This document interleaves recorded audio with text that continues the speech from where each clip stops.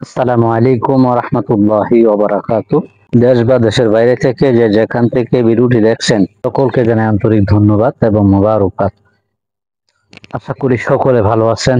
আজকে আপনাদেরকে এরকম মূল্যবান কিছু তথ্য দিব যেটা আপনাদের জন্য, আমার জন্য, সবার জন্য খুবই জরুরত। যারা গাছ লাগায়, যারা গাছ লাগাতে চায় গরুর জন্য, গরুর খামার করতে গেলে অবশ্যই গাছের প্রয়োজন। গাছ ছাড়া বিকল্প কোনো রাস্তা হতে পারে না। আল্লাহ তাআলা গরুর জন্য গাছ সৃষ্টি করেছেন, সেটাই কিন্তু তাদের জন্য আসল খাবার। আশা করব সকলে গাছ লাগাবেন। আজকে গাছের কাটিং কিভাবে পাতা দিতে হয় এই ব্যাপারে আজকে মূল্যবান কিছু তথ্য আপনাদেরকে দেব। প্রথম থেকে শেষ পর্যন্ত যদি ভিডিওটি দেখেন তো অবশ্যই এখান থেকে আপনারা মূল্যবান কিছু তথ্য, মূল্যবান কিছু জিনিস আপনারা বুঝতে পারবেন আশা করি ইনশাআল্লাহ। এই যে দেখেন, এখানে আপনাদেরকে কিছু তথ্য দেখাই। কাটিং সংগ্রহ করার পর সুন্দর করে বাছাইকৃত ভালো মানের কাটিং আগে সংগ্রহ করতে হবে, কাটতে হবে।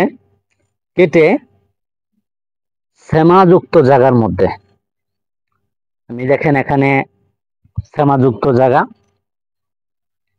শ্যামাযুক্ত জায়গার মধ্যে কিন্তু এই কাটিং গুলি পাতা দিতে হবে, যেটা আদর্শ চারা গজানোর জন্য, আদর্শ অঙ্কুর হওয়ার জন্য যেটা প্রয়োজন সেটা হচ্ছে আগে আপনাদের ভালো জায়গা নির্বাচন করতে হবে, ছায়াযুক্ত, শ্যামাযুক্ত। এই যে দেখেন এখানে কিন্তু শ্যামাযুক্ত, ছায়াযুক্ত জায়গা নির্বাচন করছি। তারপরে দেখেন এখানে কিভাবে আমি স্তর বা স্তর একটার উপরে একটা খুব সুন্দর ভাবে বিছায় রাখছি, বিছায় রাখছি। দেখেন কত সুন্দর ভাবে অঙ্কুর গজাইছে। বিছায়া রাখার পর যে কাজটি করণীয়টি আমাদের হচ্ছে সেটা হচ্ছে, অনেকে আপনারা খের দিতে পারেন, যেটা কুড়া বলে থাকি, খের উপরে বিছাই দিতে পারেন, নিচেও কিছু দিতে পারেন। আমি কিন্তু নিচে দেইনি, আমার পর্যাপ্ত গাছ আছে, আমার অভাব নাই। যারা নতুন করে গাছ লাগাবেন, গাছের কাটিং ক্রয় করতেছেন, গাছ কিনতেছেন, তাদের জন্য একটু ভালোভাবে এই গাছের পাতা দেওয়াটা খুব জরুরত। আমার তো ধরেন গাছের অভাব নাই এখন, আলহামদুলিল্লাহ। এখন আমি যেভাবে ইচ্ছা সেভাবে দিতে পারি। তারপর আপনাদেরকে যেভাবে আমি বিস্তারিত বলছি আপনাদের জন্য উপকার আসার জন্য, নিজেও কিছু খের বিছাই দিতে পারেন, না দিলেও চলবে। উপরে প্রথমত যে কাজটি করবেন, সুন্দরভাবে একটার উপর একটা সুন্দরভাবে চাইতে হবে। পরে আপনার খের দিতে পারেন, খের দিয়ে গুঁড়ো দিতে পারেন, না হয় সালার শট আছে, সালার শট দিয়া উপরে বিছাই দিতে পারেন। আমি যে জিনিসটা দিয়েছি, আমার সালার শটও নাই, আমার খেরও নাই। আপনারা জানেন আমি খের সারা গরু লালন পালন করি, সেই জন্য আমার কাছে খের নাই। আমি এটা দোয়ারাতে এরা কইরা বিছনা যে চাইতর ফালাইন না জিনিস, আপনারা ফালাইন না জিনিস দিয়ে এগুলি করতে পারেন। এই যে আপনারা খেতাও দিতে পারেন। আমি দিচ্ছি বিছনা চাইজর দোয়ারাতে এরা করে উপরে দিয়ে রাখছি। পরবর্তী যে জিনিসটা করতে হবে সেটা হচ্ছে এটা ভিজায় রাখতে হবে, ছিটাই দিতে হবে।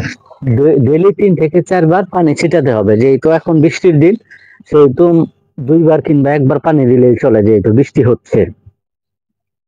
আমি কিন্তু ডেইলি 2 বার করে 3 বার করে পানি দিছি। এখন আজকে সকালে অবশ্য বৃষ্টি পড়ছে, পরে সকালে আমি একটু ঢাকা গিয়েছিলাম, ঢাকাতে আইসা দেখি যে এটা উড়াইলে তৈব করে উড়ানো হয়েছে।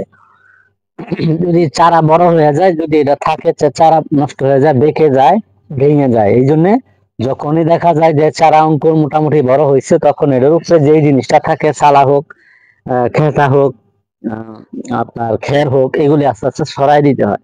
এই যে এখন দেখেন মোটামুটি একটা সুন্দর, এই যে প্রত্যেকটা অঙ্কুর সুন্দর করে গজায় গেছে, কোনো মিস গেছে না ভাই।